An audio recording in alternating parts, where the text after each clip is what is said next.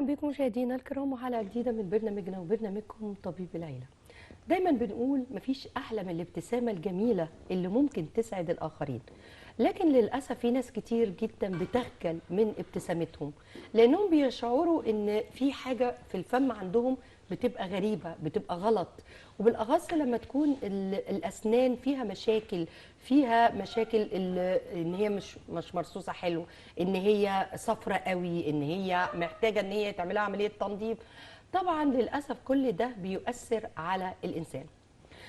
في ناس هتقول لك مش مشكله، انا عايش حياتي عادي، مش فارق معايا، بس اهم حاجه تكون اسناني كويسه وقويه وخلاص.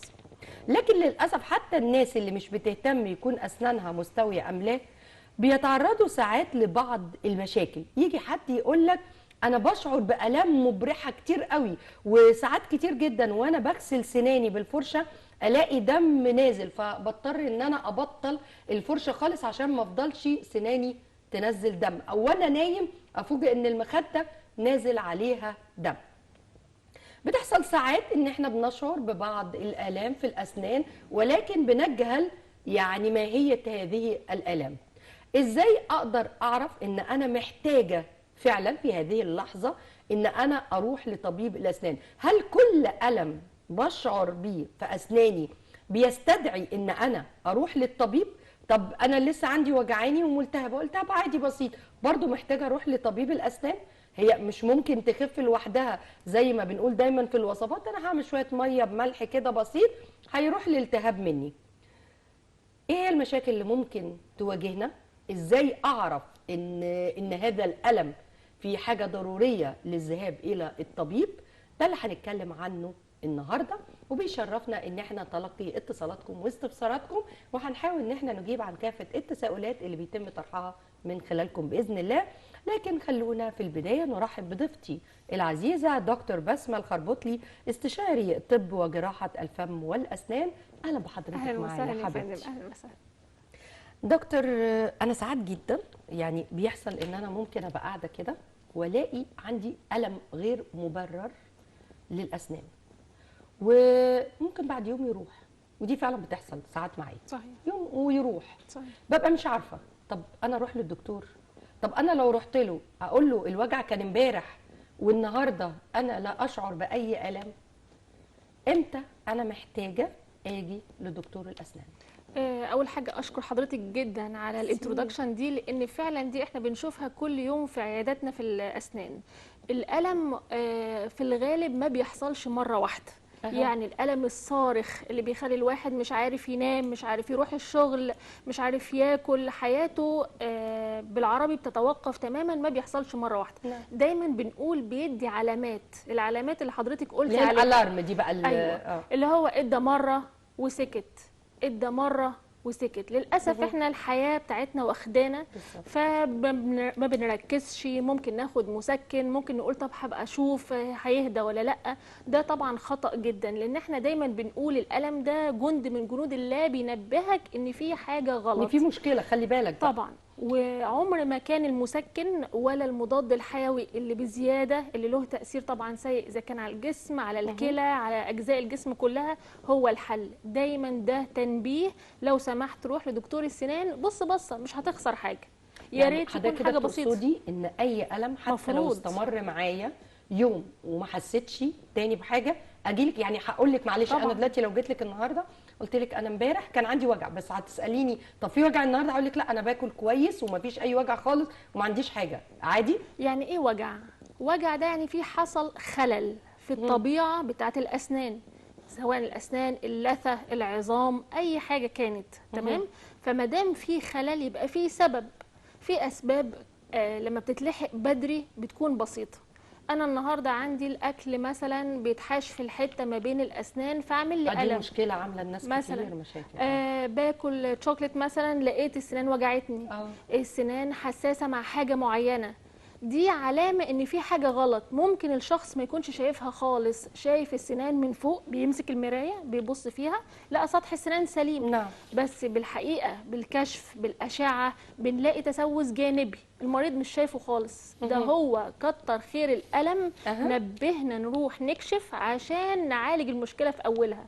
لان ممكن لو سبتها اكيد هتؤدي الى مشاكل تانية انا في غنى عنها خالص. طيب بصي، انا يعني ايه، طبعا انا محطوط لي اسئله كتير قوي استاذ محمد، يعني اعداد جميل جدا وانا بشكره طبعا على هذا الكم الكبير من المعلومات والاسئله، ولكن انا بحب ان انا اتكلم من واقع الحياه شويه. اوكي. ساعات كتير جدا او الشكوى اللي احنا يعني انا او اي حد اجي اقول لك لسه عندي ملتهبه قوي. اوكي. وساعات ابص في المرايه كده وممكن الاقي لسه وجعاني، حتى لو حطيت ايدي عليها تقول لك ايه ده، انا بلاقي دم نازل. صحيح. ايه اللي يوصل ان انا اللثه عندي تلتهب بهذا الشكل برغم ان انا بغسل سناني يا دكتور يوميا؟ اوكي. دلوقتي غسيل السنان بالفرشه والمعجون ده طبعا له دور مهم جدا، واحنا أكيد. متفقين ان احنا بنغسل سناننا مرتين في اليوم، مره نعم. الصبح ومره بالليل، ويا سلام لو في مضمضه وكمان خيط الاسنان عشان نضمن ان كل بقايا الطعام تخلصنا منها. نعم. اوكي. طيب انا النهارده عندي حاجه اسمها ترسبات الجير. ده بيبقى شيء وراثي، ان الشخص عنده الاملاح المعدنيه الموجوده في اللعاب بتترسب على ظهر الاسنان من ورا. اوكي. الجير ده غير مؤلم في الاول خالص، ما بيعملش اي مشاكل، تمام. هو في الحقيقه بيعمل بس ما بيعملش الم. اول علامات له ان اللثه تنتفخ شويه. يعني الانتفاخ اللي احنا شوية، بنشوفه ده آه. بيبقى هي بسبب الجير. طبعا ان في انتفاخ شويه، السنان تبدا الجير عمال بيتراكم بيتراكم، واحده واحده يبدا نزول الدم اللي حضرتك قلتي عليه. الشخص ما بينزلش دم لوحده، هو لما بيغسل سنانه بالفرشه فبيدعك اللثه اللي فيها درجه الالتهاب، فاللثه مش مستحمله فبتنزل الدم ده. هنا بقى المريض يقول لك الله، ده انا بغسل سناني وبينزل وألاقي دم، دم، انا مش هغسل سناني تاني. وفي العكس، وفي ناس تقول لك انا هكمل عشان انزل الدم الفاسد، ده مش دم فاسد. فتلاقي بقى ايه بيفتروا. ده للاسف مش دم فاسد. لازم نتفق بقى ان اللثه لو غيرت لونها، لو انتفخت، لو نزلت دم، لو في شويه تحسس في الاسنان، كل ده علامه ان الجير بيترسب اكتر واكتر، العظم ما بيستحملش الجير فعلا؟ واللثه لا تتحمل الجير.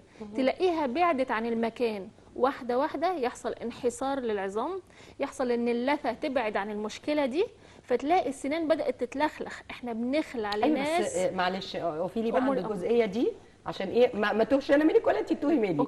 اوكي. انت بتقولي السنان تبتدي تتلخلخ. ايوه. طب يا دكتور انا سني صغير، فانا بالتالي انا عظمي كويس، سناني لسه صحيه، الكلام ده حضرتك تقوليه يخافوا منه الناس الكبار اللي هم بعد 50 سنه او 40 بيتقال، بس في هذا الزمن بقينا نقول بعد ال 50. صحيح. اوكي، دول اللي يتخاف منهم. بس انا دلوقتي لو شاب عندي 20 او 30 سنه برضه هخاف من اللي انت بتقوليه ده؟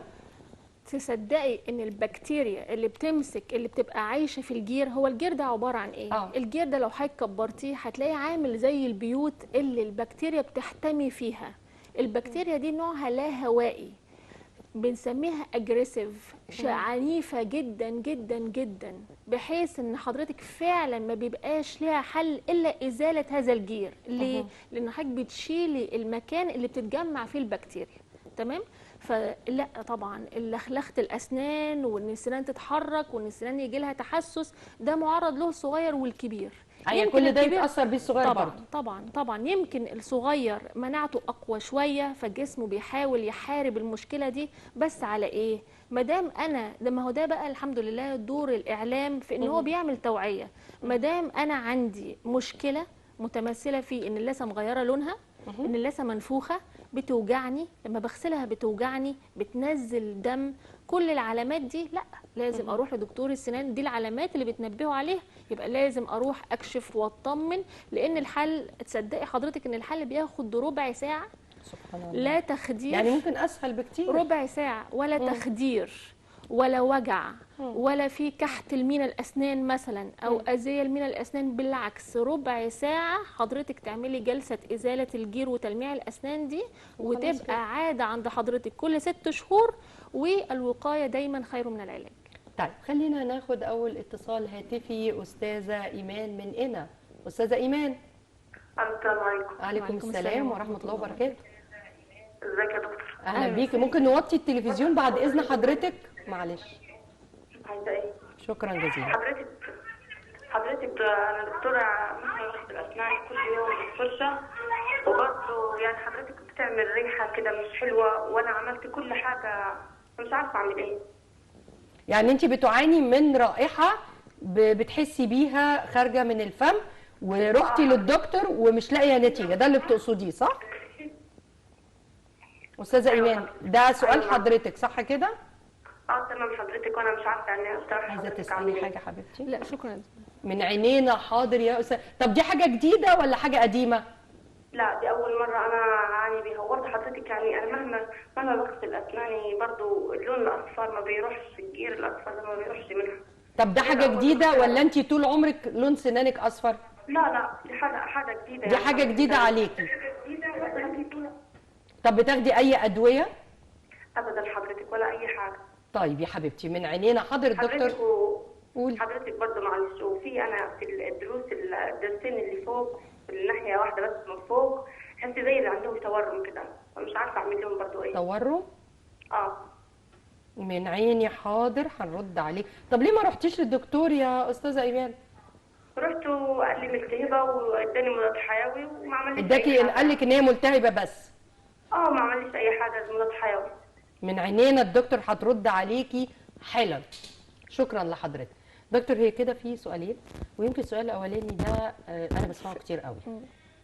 بس هي بتقول لك ان دي حاجه جديده بالنسبه لها، هي ما بتتعالجش من حاجه وما بتاخدش اي ادويه، ولكن هي مؤخرا ابتدت تشعر برائحه كريهه خارجه من الفم.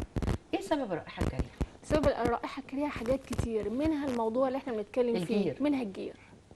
غششت حضرتك وقالت لك في اصفرار في الفم. هي احسن حاجه هو الكشف. ما دام انا ملاحظه في حاجه غريبه بلاش استنى، لان الموضوع مش هتحل من نفسه. وهو ما كانش عندها اصفرار، هي بتقول لك دي حاجه جديده عليا الاصفر ده كمان. ما احنا لازم نشوف بقى ايه السبب، وغالبا هيكون الجير.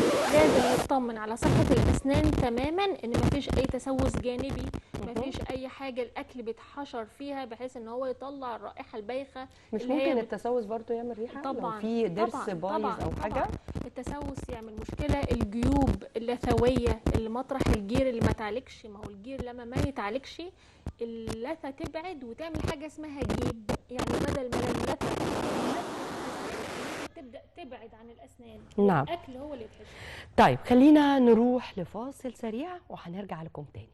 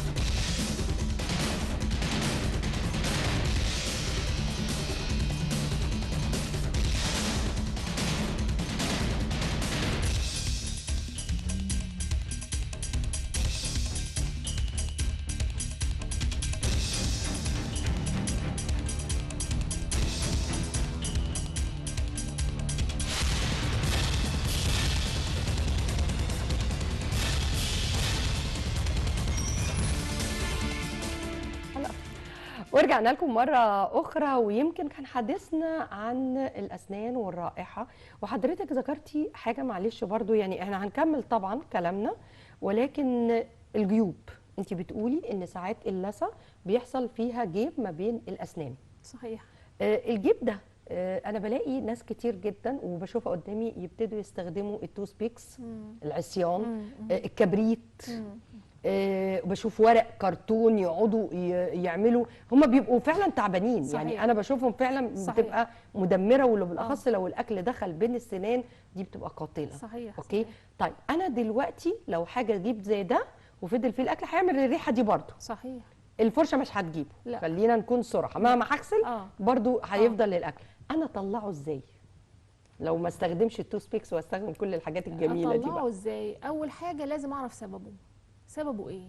سببه ان هو جيب موجود نتيجه كان فيه جير موجود، ولا سببه تسوس موجود؟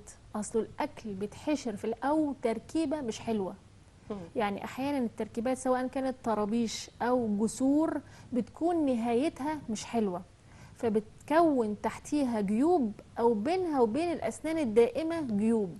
فلازم نعرف ايه سبب الجيب ده جاي من فين. حضرتك تحلي المشكله، تشيل السبب، هتلاقي المشكله اتحلت. ودايما الجيوب بنقول عليها جمله كده بالها طويل في العلاج. علشان كده لازم نكتشفها او لازم نعالجها بدري بدري، ويبقى المريض باله طويل. بس هي هتتعالج، بس محتاجه بنسميها 50% دور الدكتور و50% دور المريض، متمثل في خيط الاسنان.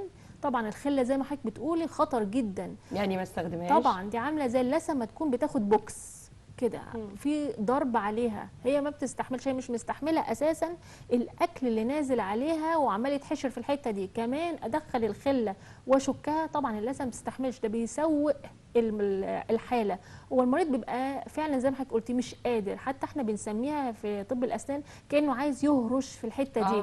مجرد ما طلع الاكل هو حس بريليف، براحه تامه، وتتكرر هذه الدوره كل مره هو بياكل فيها. طب في ناس تقول لك انا وانا بطلع الاكل المحشور ما بين الاسنان ما برتاحش غير لو نزلت دم. ليه الراحه؟ مع ان المفروض ان انت كده بتقولي ان اللثه بتبقى ملتهبه، يعني المفروض ان انا كده ما ينفعش اجرحها، لان اي تجريح فيها بيزود الالم. طب ليه بترتاح بنزول الدم؟ هو الاكل كابس على نفس اللثه في الحته دي، فهي من غير وهي بتطلع الاكل هو بينزل دم لوحده. لان اللثه ملتهبه جدا، مجرد ما حضرتك لمستيها نزلت الدم.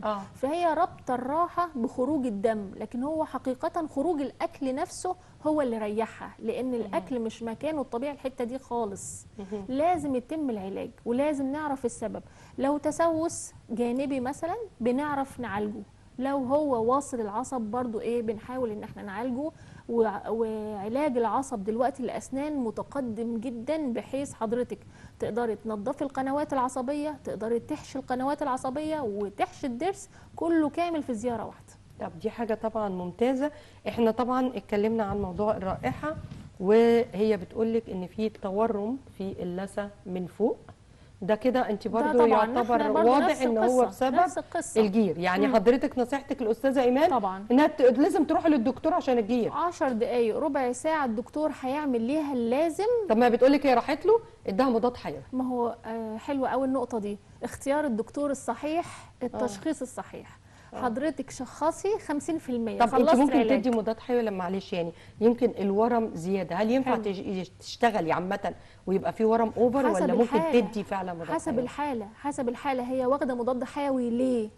احنا عندها سكر، عندها ضغط، في لا اي هي ما عندهاش اي امراض قالت لك، بس لما راحت بالتورم اللي فوق من فوق ده على الضرسين الدكتور اداها مضاد حيوي. يعني اللثه ورمت منها لنفسها اكيد بقى من الجير، استحاله. اكيد من الجير. ايوه هل انت ممكن تدي مضاد حيوي لو الجير اثر على اللثه ووصل ان هو يعني تبقى كده محتقنه قوي؟ المضاد الحيوي ده بنديه في اضيق الحدود. في اضيق الحدود ما بنعرضش ابدا المريض لجرعات مضادات حيويه ملهاش اي مبرر وملهاش اي لازمه. ممكن نستعين بحاجات موضعيه علشان خاطر نخفف الالم، نسرع المضمضه، الحاجات القصه دي كلها. وفي ادويه كمان بتتحط موضعيا من غير ما نعرض الجسم سيستميك كده او كله على بعضه لادويه، الا لو الحاله متقدمه خالص وفعلا محتاجه، ساعتها بنضطر ندي. بالظبط كده. معانا استاذه وسام. ايوه اهلا بيكي. السلام عليكم. وعليكم السلام ورحمه الله وبركاته. حبيبتي ازيك يا دكتور، عامله ايه؟ اهلا وسهلا يا فندم. اتفضلي. لو سمحتي انا عندي بنات صغيرين ففي لما السنه بتلخلخ بنروح نجلحها لها. نعم. فده صح ولا غلط؟ تستنى لما تقع لوحدها؟ بصي هي بتستنى لغايه ما السنان تقع لوحدها. حلو. ما بتروحش للطبيب، يعني لو اتلخلخت السنه هي بتسيبها لغايه ما تقع لوحدها، صح كده؟ ما بتروحش للدكتور. انا بروح انا نجلحها علشان اللي تحتها بتطلع معوجه. فبتقول لك ده صح ولا المفروض لما تتلخلخ تروح للطبيب؟ تمام. صح كده سؤال اللي انا قلته؟ انا عايز اعرف ان ده صح، يعني ده صح ان انا بنعمله ان انا اول السنه بتلخلخ نجلحها على طول ولا نسيبها لما تقع لوحدها؟ تمام. من عينينا. حاضر هنرد عليكي حالا. ايوه، وبالذات النياب لما بنسيبها بتطلع معوجه. تمام. من تمام. عينينا. حاضر، أيوة. هنرد عليكي حالا حاضر. حبيبتي. حاضر. شكرا لحضرتك. حاضر. هل فعلا بالنسبه للاطفال الصغيرين، طبعا احنا بنلاقي اطفال كتير قوي ممكن اهاليهم لما السنه بتتلخلخ تقوم هي ماسكه بايديها كده وشايله، وفي حد يسيبها، وفي حد يقول لك اروح للدكتور يشيله. ايه الصح؟ طب أسنان الأطفال بقى من المجالات الواسعة جداً. والمحتاجة تخصص جدا جدا جدا علشان خاطر الدكتور يعرف يقيم الحالة. لازم نتفق ان ربنا عامل عملية التبديل دي عملية بتحصل اوتوماتيك من غير تدخل الشخص خالص، من غير تدخل الطبيب. ان السنة اللبنية في ميعاد التبديل الصحيح بتقع لوحدها علشان الدائمة تطلع. تمام. طيب بيحصل ان احيانا الاطفال ما بيبقوش بياكلوا كويس. الغذاء السليم هنا مفتاح. لازم ابص على الطفل اساسا هو بياكل كويس، بيشرب كويس، بياكل المفيد، طوله صح، وزنه صح، كله تمام. هنا بقى بص احيانا الاطفال ما بياكلوش كويس، بيبقى العمليه دي كلها على بعضها مش مظبوطه، متاخره. هنا بيضطر الطبيب ان هو يدخل ويشيل السنه اللبنيه. نعم. اوكي. او ان الطفل السنه بتبدل وهو مش عارف ياكل عليها. تيجي تاكليه غدا طبعاً عشاء لخلفتها دي مش بتوجعه. قادر، وكمان مش قادر يغسل سنان، مش قادر يقرب ناحيتها بالظبط، خالص. وهي ماسكه شويه، لا هي وقعت ولا هي ثبت. طب في امهات بتقعد هي تشد فيها كده، هو في اطفال دلوقتي ما شاء الله بيقوم عامل بلسانه كده أيوة كده كده بالظبط. طب وده صح؟ مش غلط والله مش طب غلط. ده ما يطلعش السنه اللي بعدها ملوحه لا، او فيها اي السنه حاجه؟ اللي بعدها ما دام انا كطفل باكل صح وبشرب صح، هتلاقي الفك بتاعي وسعه مظبوط، فتطلع السنان مظبوطه في مكانها. وانا بخلع خلع نتيجه تبديل، مش خلع نتيجه ان السنه مسوسه وفيها خراج مثلا او فيها محتاجه تدخل، قمت انا خلعتها بدري عن الاوان. لو خلعت الضرس اللبني بدري عن الاوان وسبته من غير مثلا حافظ مسافه او كده، هنا السنه تطلع معوجه، او ممكن السنه ما تطلعش خالص، لان السنه اللبنيه اللي كانت موجوده اللي حافظه المسافه اللي تحتها اتشالت قبل الاوان. نعم. فالسنه الدائمه مش هتلاقي لها احنا مكان. معانا هنا بعض الصور للاسنان اللبنيه. احنا لسه بنتكلم على السنه ايه وهو ملوحه كده، دي ايه سببها لا بقى؟ احنا هنا بنفكر الناس باهميه السنان اللبنيه، ان هي بتحافظ على الكلام، ان طبعا. الطفل ينطق صح، يمضغ صح، شكله حلو وما يحصلوش تنمر، ما يحصلوش اي حاجه، وحافظه لعظام الفك ولمكان الاسنان الدائمه اللي المفروض تطلع. علشان كده دايما بنقول لولي الامر لو سمحت حافظ على الاسنان، خلي عاده زياره دكتور السنان المتخصص كل 6 شهور. هو المفروض الطفل يجي عند دكتور السنان وهو عنده كام سنه؟ والله المفروض اول ما السنان لازم يبقى فيه متابعه من البيبي والام حامل فيه، علشان خاطر هنا طبعا بدون قطع كلام حضرتك ببين ان السنان اللبنيه تحتها سنان دائمه في تناسق ربنا خلقه، علشان خاطر كل سنه لبنيه لما تتبدل زي ما الاستاذه قالت تطلع مكانها السنه الدائمه من غير ما يحصل اي ان السنه ما تطلعش او تطلع معوجه او اي حاجه ممكن نشوفها حاجه زي كده. لا سبحان المولى طبعا، يعني جميل. طيب دكتور، هل فعلا نظريات كانوا زمان يقولوا لنا لما يجي البيبي يسنن ويبتدي يطلع اول سنتين ما تقعديش تحطي ايديكي على السنان، عشان كتر ما هتحطي ايديكي اي ام بتبقى فرحانه. صحيح. لما تحطي ايديكي على السنان بتطلع السنان معوجه. هل الكلام ده هو صحيح؟ العظم طري. فبنقول دايما لا الطفل يحط اسنانه من قدام ولا يحط اسنانه من ورا، اللي هي حضرتك عارفه عاده مص الاصبع لما الطفل ما يعرفش ينام بتعمل ضب بالظبط للاطفال كده. عملت ازاي؟ هي زقت العظم وزقت السنان، لان العظم بيبقى طري. فدي طبعا زي ما حضرتك قلتي حاجه غلط طبعا، ان ما دام السنه طلعت السنه بتبقى في منطقه متوازنه ما بين اللسان والشفايف. احنا معانا صوره هنا اهو برضو. هنا بنقول دايما ان الطفل لازم يكشف زي ما حضرتك قلتي امتى يروح بالظبط. الطفل ده عنده 6 سنوات، حضرتك شايفه الضرس الاخير اللي ورا خالص ده مش ده ضرس دائم، مش طالع كمان، ده ضرس دائم. ده خديعه بقى بيقع فيها ولي الامر، انه فاكر ان اخر ضرس ده لبني، والضرس ده للاسف بيتظلم نتيجه ان الطفل بياكل حلويات كتير، ما بيغسلش اسنانه، ما بيسمعش كلام، فاكر ان السنان اللبنيه دي كلها هتبدل. اتاري اخر ضرس ده ضرس دائم بيطلع عند سن 6 سنوات. لازم نحرص ان الفرشه توصل لحد الاخر عشان تنظف الضرس ده. وده بالمناسبه بيطلع قبل ما يحصل التبديل الاسنان الاماميه. يعني دايما ولي الامر طبعاً بيبقى بتبقى فرحان مشكلة. بالاسنان الاماميه، اتاري الخلفي طلع الاول. طيب انا عايزه اسالك سؤال. في بعض الاهالي يقول لك انا ابني سنانه اللبنيه بتسوس، بس مش مشكله، ما هو كده او كده دول هيتبدلوا، فانا هسيبهم لغايه ما تقع. والله اشكر حضرتك على السؤال ده جدا. لا طبعا، لا طبعا، لا طبعا، لو ما كانش ليهم اهميه ما كانش ربنا خلقهم. ربنا خلقهم بيلعبوا دور محوري في سن الطفل في امس الحاجه للاكل والشرب، وان هو نفسيا شخصيته تنمو وكل حاجه. السنان دي بتلعب دور مهم جدا.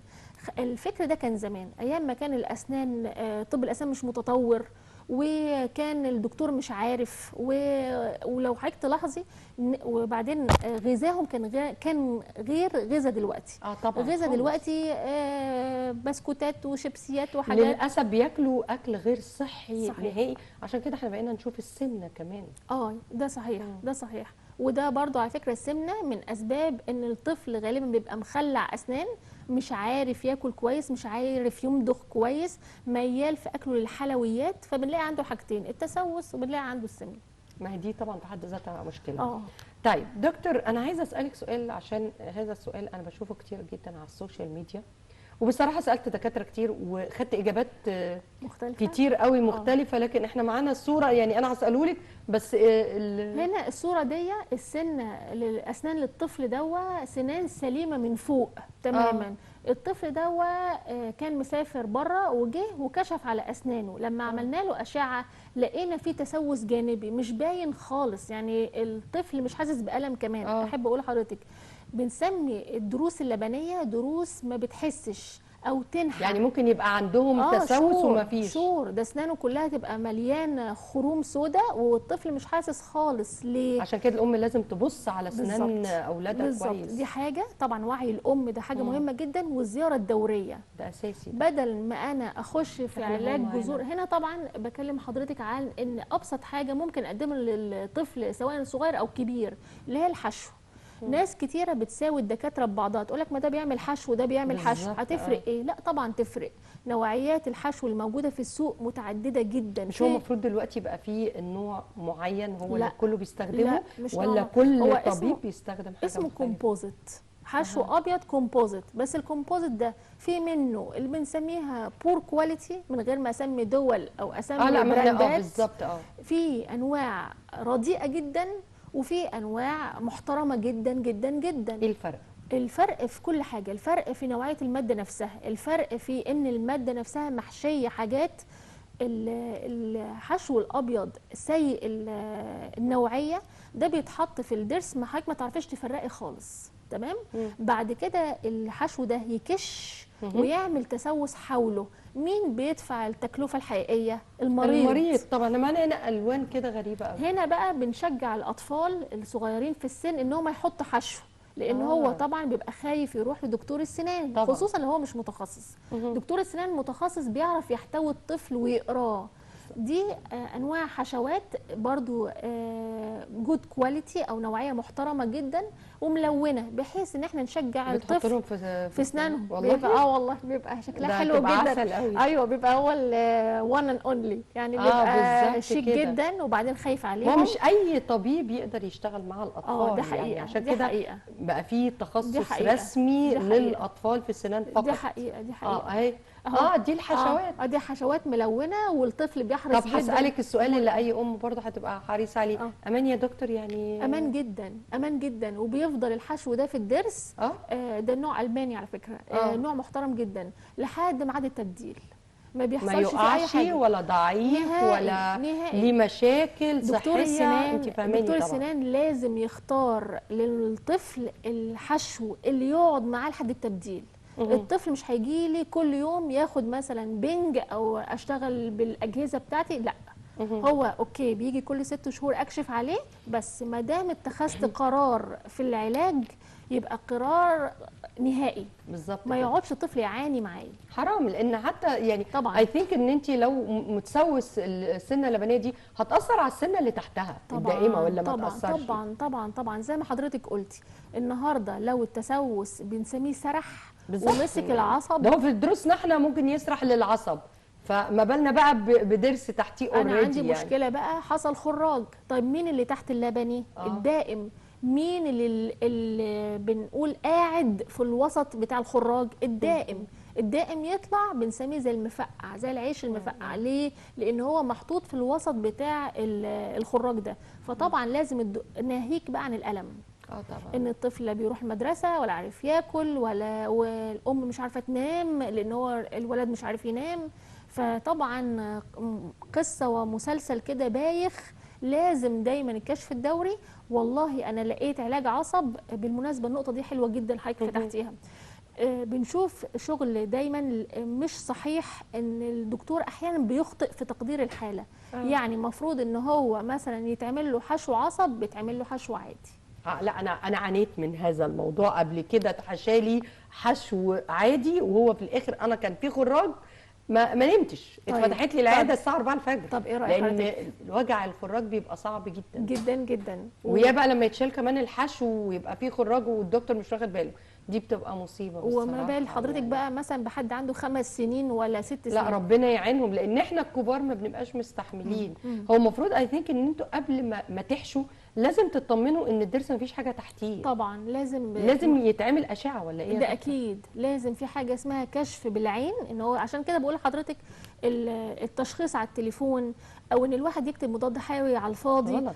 او ده اي بي سي كده خطا خطا خطا. المريض بيدفع ثمنه على فكره. اكيد. يعني اي حد فينا احنا قاعدين مش احنا المضرورين، لكن المريض هو اللي بيدفع ثمنه. لا، ما انا عشان مجربه الموضوع ده، انا قعدت يمكن شهر كامل بسبب المعاناه، ان انا يعني حطيت حشو على خراج وهو الدكتور مش واخد باله ان في حضرتك خراج. لا مبسوطه ولا عارفه لا، تشتغلي؟ ما كنتش بنام. ولا اي بتنامي؟ ما كنتش بنام. طيب. انسي يعني. فربنا يكون في عون الاولاد فعلا في صح. حاجه زي كده يعني. صح. معانا استاذه مديحه من اسوان. استاذه مديحه، الو. اهلا بحضرتك. اهلا وسهلا بحضرتك. يا دكتوره، حضرتك انا ابني عنده 4 سنين. نعم. تمام. من 2 بالظبط وقع على اسنانه القداميه فدخلت لجوه، مش عارف يتكسر. وحاليا مسوسه جدا، وفي نفس الوقت بتطلع ريحه مش حلوه من بقه. تمام. نعم. وهي بقت مسوسه جدا، فانا مش عارفه اعمل ايه. يعني انا خايفه يكون فيها جراحه وكده، فعشان كده ما وديتوش عند الدكتور. تمام. فممكن انت حضرتك خفتي تفيديني فما في رضيتيش الموضوع؟ تودي للدكتور يعني من الخوف؟ قالوا لي ان هو هيجرحوا لي لسه ومش عارف ايه، وممكن يعملوا له عمليه جراحيه عشان يطلعوا السنان دي ومشكله. فانا خفت على الولد. وبعد كده قالوا لي ان السنان دي لبنيه فهتطلع لوحدها بعد كده، يعني دي هتنزل وهتيجي الايه الكويسه بعدها. من عشان عيني كده عايزه انا تسالي بس حاجه؟ هو المشكله ان ابتدت تسوس خالص من قدام، وبعد كده ابتدت تطلع ريحه مش حلوه من بقه. من عينينا حاضر. انت شكراً. كده بقاله سنتين صح؟ 2 من عينينا حاضر يا استاذه مديحه. طلعت عايزة- خراج او طلعت استني يا حاجة؟ استاذه مديحه معلش. عملت هل في خراج او حاجه؟ تغيير في اللون؟ لا لا لا، ما فيش خراج ولا اي حاجه الحمد لله. تغيير في لون السنه؟ هي سوست، يعني فيها تسوس بس. اسودت. تمام. اسود التسوس مش تغيير لون. لا، السنان مسوده سودا، يعني مسوسه اسود كده من قدام كلها. ما ممكن يكون مش تسوس الاسود ده برضه. وهو كمان بياكل حلويات كتيره قوي يعني. طب ما انت مشكلته غلط. إن هو في الحلويات. طب ما انت غلط برضه، لازم توقفي. انت الام وانت اللي تقدري تسيطري. مش قادره اعرف موضوع الحلويات دي خالص بصراحه. لا، دي نحاول. نقطة حلوة على فكرة، دي نقطة حلوة، دي لا نقطة حلوة كلها. نحاول، لان على فكره يعني طبعا من عينينا حاضر يا استاذه مديحه، هنرد عليكي حالا. لكن يا جماعه كلنا بنضعف قدام اولادنا، بس معلش ما هو انا ما ينفعش اسيب ابني يروح للتهلكه. يعني ابنك دلوقتي بيحب الحلويات، بس لما يكبر هيعاتبك ان انت ما وقفتيش قدامه، لانه لو لقى بقه بايظ ممكن ساعتها ما يكونش معايا التكلفه ان انا اعمل. فبالتالي اول حاجه هلوم عليها اهلي ان هم ما علمونيش الصح فين. فانا يعني اعيط ابني دلوقتي وبعد كده افهمه احسن بكتير ما راضيه دلوقتي وبعد كده هو يبقى زعلان مني. يعني نحاول نفكر في الجزئيه دي. والله غلط يعني. جدا جدا جدا جدا جدا جدا. لا اصل بصي احنا كلنا اضعاف، بس ما هو برضو الطفل لما بيكبر وتيجي اسنانه بايظه خالص في الاخر، معلش ما هو انت ممكن، انا اسفه يعني مش كل الناس اللي عندها تكلفه انها تعمل. صحيح صحيح. فساعتها هيعمل ايه؟ صحيح. وفي غنى، حتى لو عنده تكلفه هو في غنى. وحتى لو تكلفه هو في هياخد غنى وقت المشاكل برضه، دي. هتاخدوا وقت كبير عقبال ما تصلح. صحيح صحيح. وبعدين 4 سنوات ده سن صغير. حرام يعني حرام. علشان خاطر يتعرض لبنج وعلشان خاطر يتعرض لشغل، ده سن صغير 4 سنوات. وهي برضه قالت جمله، قالوا لي جراحه. فانا خفت وبطلت اروح لدكتور. طيب دي برضه السؤال في حد ده ذاتها خطير خطير خطير أوي. خالص، واشكر الاستاذه جدا على ذكره. طبعا، وباذن الله يبقى كويس يعني. خبطات الاسنان من الحاجات الكتير اللي احنا بنشوفها عند سن سنتين، بيبقى الطفل بيتعلم يمشي يا او حبيبي. بيجري، تمام، فدوا بيعرضوا طبعا لخبطات الاسنان. حاجه غصب عنهم. من الحاجات الخطيره اللي احنا بنشوفها ان السنه تدخل لجوه، تدخل لجوه، مين اللي وراها؟ الدائم. فاحنا بنخاف للسنه الصغيره اللي دخلت لجوه دي تزق الدائم عن مكانه، فالدائم ما ينزلش مكانه، صح. دي اول لما يحصل خبطات الاسنان، سواء كان في نتيجه او ما فيش. يعني ممكن انا ابني او بنتي تتخبط والسنه ما تتكسرش، يبقى عشان كده ما الدكتور جرالهاش قال أي لها حاجة. ان ممكن يكون في جراحه، يعني إيه لانه جراحة؟ شاف ان المكان مش هتنزل في مكانها. السنه اللي دخلت لجوه لازم نعمل ليها متابعه فوريه لما يحصل الخبطه دي ان السنه ترجع مكانها تاني. طيب لو السنه ما رجعتش مكانها تاني بتتشال. طب دي لبنيه عشان ليه؟ تطلع لسه ليه؟ هتقعد شويه. حضرتك عارفه ان السنه دي دلوقتي بقت ملتحمه بالعظام؟ يعني مفروض ان السنان ما تبقاش ملحومه بالعظم. كده غلط. السنه لو لحمت بالعظم اللي تحتها ما عرفش يطلع اساسا، انا كده بعجز بعجز. السنه اللي يبقى بعدها. ما فيش حاجه اسمها لو كانت هو احنا في ظرف شهرين احنا برضو في الامان. ولازم طبعا ده كلام على الهوا زي ما بيقولوا، غير لما انا بكشف، غير لما نشوف وبعمل اشعه واشوف السنه دي اتحركت لقدام ولا اتحركت لورا، هي دخلت لجوه اوكي. أوكي. بس في انه اتجاه جوه. لا، وفي كمان نقطه، هي بتقول لك اسودت. ما هي اسودت لان الدم اتقطع عن السنه دي. هي كده بقت عامله زي العضو اللي ما بيوصلوش دم، فيعتبر عضو ميت. بنقيمه. هل الافضل ان احنا نسيبه؟ يعني ما فيش، هو اتزق بس ستر ربنا اتزق بعيد عن الدائم باذن الله يبقى بإذن والدنيا الله تمام، خلاص بنسيبه. طيب اتزق وفي خطوره للدائم، دايما عيني على الدائم. ما انا اي ثينك ان هي من كلامها بتقول لك قالوا لها ان هيبقى فيه، لا هي بتقول لك هيبقى فيه جراحه. يعني قالوا هي لها عارفه ان المفروض يعني في ما تدخل. معناه ان لازم هيبقى فيه تدخل جراحي. الدكتور شاف ده. نرجع ونقول الدكتور اللي قال متخصص ولا مش متخصص؟ طب انت برضو بتطرحي سؤال مهم قوي. طب وانا اسفه، يعني انا اسفه، يعني حضرتك على راسي طبعا. انا جيت لك، طب انا هعرف منين انت متخصصه وشاطره ولا لا؟ ده يعني في هنا دلوقتي بص يا فندم، احنا في عصر السوشيال ميديا وفي عصر النت وفي عصر كل حاجه. انا مثلا الحمد لله معايا ماجستير ودكتوراه. انا مثلا عضو هيئه تدريس في جامعه الاهرام الكنديه، انا مدرس في جامعه الاهرام الكنديه. فحضرتك تقدري، مين فينا بيروح لدكتور مش عارف هو مين؟ يعني لازم حضرتك تبقي عارفه الشهادات العلميه اللي مع الدكتور ده. الدكتور عامل على اسمه، على سمعته، معاه شهاداته، معاه خبرته، معاه كل حاجه. يعني لازم ان مش انا أي حد. اتفحص واشوف طبعاً. مين الطبيب، ويا ريت لو اسال كمان يعني مين حد مجرب حقي. الدكتور ده اقدر ان انا اروح له.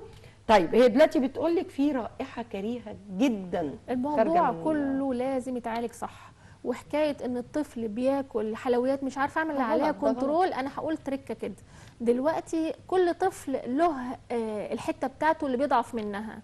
بيمسك موبايل، عايز يخرج، عايز يروح لتيتا، عايز يروح لجده، اقدر اسيطر على الجزئيه اقدر دي. اسيطر عليه. اذا انا زي ما حضرتك قلتي ما زرعتش فيه العاده دي، هيجي له زي ما حضرتك قلتي السمنه، وهيعاني هيقول يا ريتني كانوا قالوا لي ما تاكلش. فعلا. وعلى فكره احنا مش بنقول يا جماعه امنعوا، لا كنترول. انا بقول بدل ما بياكل طول اليوم حلويات نحاول ان احنا ناخدها بالتدريج. لا احنا هناكل مرتين في اليوم، 3 في اليوم، بعد كده مرتين، بعد كده مره. حتى انت هتلاحظي ان هو ابتدى ياكل اكله الطبيعي كويس. بالظبط. يا ريت تتوجهي للدكتور يا استاذه مديحه بعد اذنك. معانا استاذ حسن. حضرتك يا فندم. اهلا بحضرتك. اهلا بحضرتك يا فندم، يا رب يديكم الصحه يا فندم. ميرسي جدا لذوقك، اتفضل. يا رب يخليك. اكلم الدكتور لو سمحت. الدكتور معاك يا فندم، اتفضل. مساء الخير يا مساء دكتور. النور يا فندم، اهلا وسهلا بحضرتك. اهلا بحضرتك يا فندم. حضرتك عندي طفل عنده 5 سنين ونص. نعم. سنانه حضرتك من قدام متسوسه بحالها. متسوسه؟ كان حضرتك يا فندم، كان اتولد ودخل الحضانه 10 15 يوم، فطلع تقريبا نقص كالسيوم. تمام. فحضرتك قالوا لي التسوس ده عايز اقلعه ولا اتابع فين؟ يعني اسنانه من قدام من فوق كلها مسوسه يا فندم. حلو. نعم. طب تمام عايزه يا تسالي فندم. حاجه؟ لا ولا اي حاجه خالص. وطفل عنده 5 سنين ونص حضرتك. تمام يا فندم. من عينينا. تمام. حاضر، هنرد عليك حالا يا استاذ حسن. تمام. شكرا حضرتك. طيب هو عنده نقص كالسيوم، دي معروفه من وهو صغير، حلو. واكيد المفروض بتدوا ادويه لما يكون في نقص كالسيوم تمام. بيعوض هذه الحاله، هقول ولا لحضرتك كده بقى يفضل على طول؟ هقول لحضرتك حاجه. اتفضلي. دلوقتي في اولياء امور كتيره يجوا يقولوا لي الطفل ناقص كالسيوم في اسنانه. السنان دي كلها بتتكون وهو في رحم الام. يعني هو واخد الكالسيوم بتاعه 10/10، سواء الام كلت او ما كلتش. هو واخد سنانه اللبنيه كلها متكونه وهو في رحم الام. تمام. دخلته الحضانه دي ممكن تاثر بعد كده على السنان الدائمه اللي هتطلع مستقبلا، اللي هي بتتكون في المرحله العمريه دي في تكوينها. يعني في تكوين نفسه، ان جسم السن ممكن يطلع ضعيف. فطبعا لازم بنسميها فولو اب او متابعه للطفل ده. طيب دلوقتي 5 سنين ونص السنان دي بتبدل عند حسب طبعا غذاء وحسب كل حاجه. عند 7.5 8. فالحل الصح ان احنا بنعمل اشعه ونطمن ونشوف هي السنان دي على وشك التبديل ولا لا. لو على وشك التبديل خلاص، لو هي مش مسببه الم ومش مسببه مشكله خلاص ما هو هيبدل. طيب لا ده 5.5 والولد ما بياكلش كويس وسنان اعدلنا شويه. طبعا حاجه زي كده مراحل تسوس الاسنان الاماميه بيختلف من بسيط لمتوسط لمتدمر خالص. متدمر خالص للاسف بيبقى حله الخلع، بس في حالات بنقدر ننقذها ان احنا نخش ننظف العصب ونركب حاجه اسمها طرابيش للاطفال، طرابيش بيضه، بحيث ان الطفل واحنا عايزين نحافظ على ايه؟ عايزين نحافظ على قدرته على الكلام صح.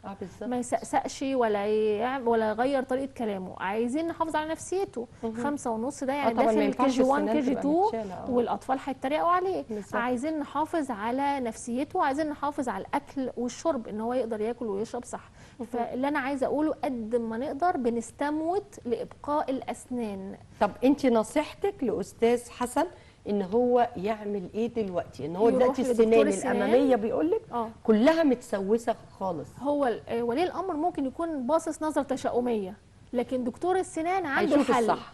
يعني هو عمل اشعه وبص ولقى لا نقدر نحافظ عليهم. دايما دكتور السنان زي ما بقول لحضرتك بيستموت لابقاء السنه.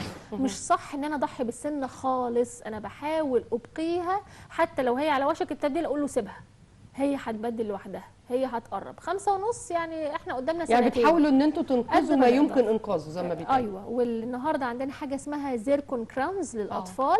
دي الطفل بيحطها بيبقى شبه الطبيعي تماما ويقدر يمارس حياته لحد ميعاد التبديل عادي خالص. دكتور لما بيكون عندكم مشكله مع الاطفال والعلاج محتاج ان الطفل ما يتحركش كتير، انه هيبقى فاتح بقه مده طويله، ودول اطفال مش هنقدر، خلينا نكون فير، صحيح. مش هنقدر ان احنا نتحكم صحيح. فيهم. صحيح. بتعملوا بنج كلي ولا بتتعاملوا زي البنج ده يعني الاهالي كلها بتخاف منه؟ لا خالص. البنج الكلي احنا ما بنلجألوش الا في الاخر خالص. يعني في لازم دكتور السنان الاطفال اول حاجه يستقبل الحاله ويعرف زي ما حضرتك بتقولي ايه، يشوف هل انا اقدر، حتى لو صغير في السن على فكره. انا عندي مرضى بنات وولاد صغيرين 2.5 و3 بعرف اشتغل معاهم. ليه؟ لان واحده واحده بنعمل الهاء، بنشرح له السنان. هم اذكياء جدا على فكره. الجيل ده ذكي ما شاء الله ولازم جدا. الطفل يبقى حابب اللي انت بتعمليه بالظبط، والجو بتاع العياده مرحب وواحده واحده. طيب افرض بقى الطفل جاي لحضرتك 4 سنوات مثلا، سنانه كلها ولي الامر معلش الدنيا خدته، بحيث ان السنان وصلت للعصب دي كذا سنه.